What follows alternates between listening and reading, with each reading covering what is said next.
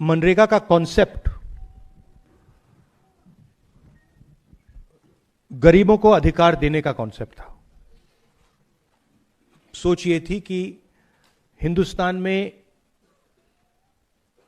जिसको भी काम की जरूरत हो वो डिमांड करके रिस्पेक्ट से उसे काम मिले। ये मनरेगा का कॉन्सेप्ट था। इसमें दूसरी बात थी कि ये थर्ड टियर ऑफ गवर्नमेंट जो हमारा है, पंचायती राज का जो सिस्टम है, उसके माध्यम से ये योजना चलाई जाए। इसमें लोगों की आवाज थी, मजदूरों की आवाज थी, रिस्पेक्ट थी, और सबसे जरूरी अधिकार शब्द। हर गरीब व्यक्ति को इस योजना ने रोजगार का अधिकार दिया। अब उस कॉन्सेप्ट को नरेंद्र मोदी जी और बीजेपी खत्म करना चाहते हैं। कुछ साल पहले उन्होंने किसानों पर आक्रमण किया था,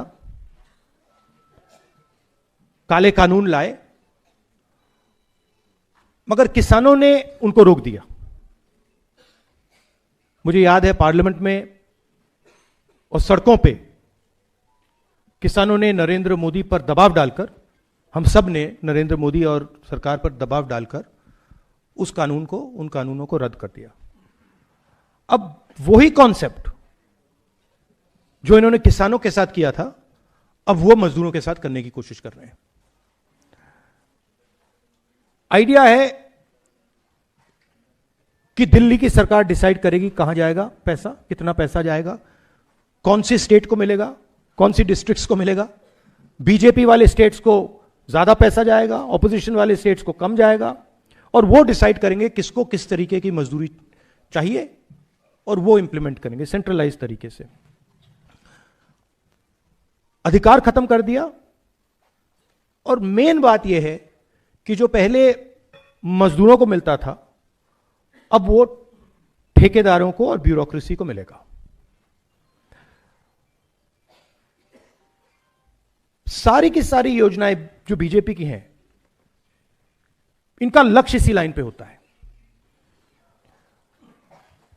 उनकी विचारधारा है कि हिंदुस्तान का धन, हिंदुस्तान के एसेट्स चुने हुए लोगों के हाथ में हो, वो डिसाइड करें, वो देश को चलाएं, पूरा का पूरा धन उनके हाथों में चला जाए, और गरीब लोग जो हैं, और उसमें ज्यादातर हमारे दलित, आदिवासी, ओबीसी,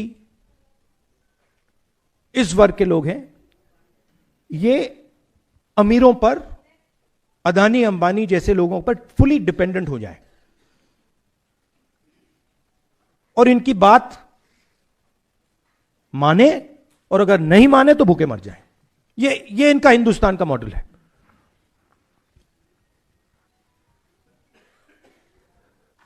मैंने पिछले चुनाव में कहा कि ये संविधान पर आक्रमण कर रहे हैं।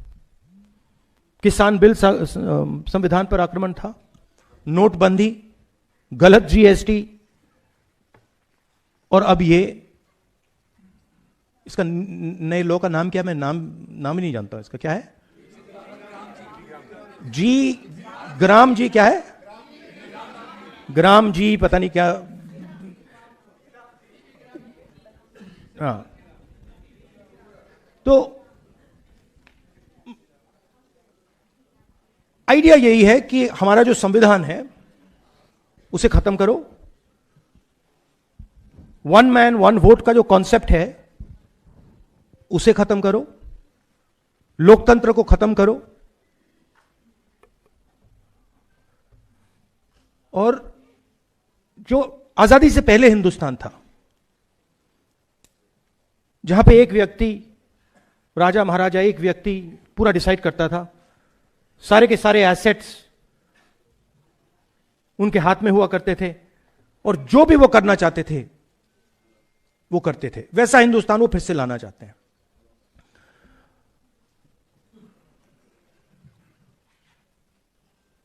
और इनकी इंटेंशन रुकने की नहीं है, क्योंकि ये जो मॉडर्न इंडिया का स्ट्रक्चर है इसको ये बदलना चाहते हैं और तोड़ना चाहते हैं।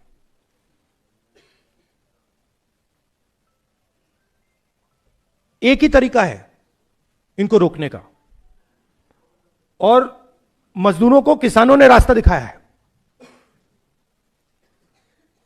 अगर हम सब एक साथ मिलकर खड़े हो जाएंगे, मैं आपको बता रहा हूं ये डरपोक लोग हैं, मैं अब इनको बहुत अच्छी तरह जानता हूं, ये डरपोक लोग हैं। अगर हम सब एक साथ खड़े हो जाएंगे,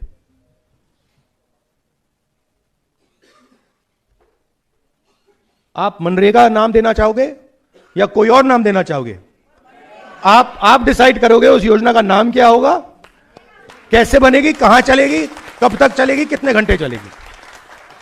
मगर ये मैंने कहा, मगर एक दूसरी बात ही कह देता हूं, अगर एक कमी है तो यूनिटी की कमी है। एक साथ गरीब लोग खड़े नहीं होते, अब होना पड़ेगा। और यह एक बहुत बड़ा मौका है।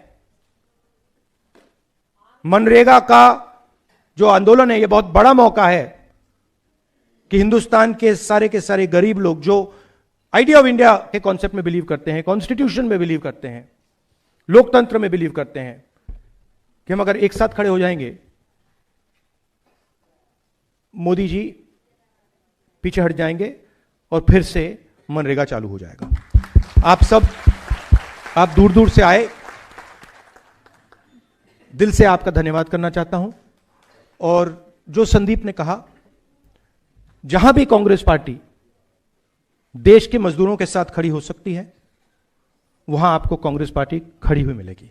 धन्यवाद।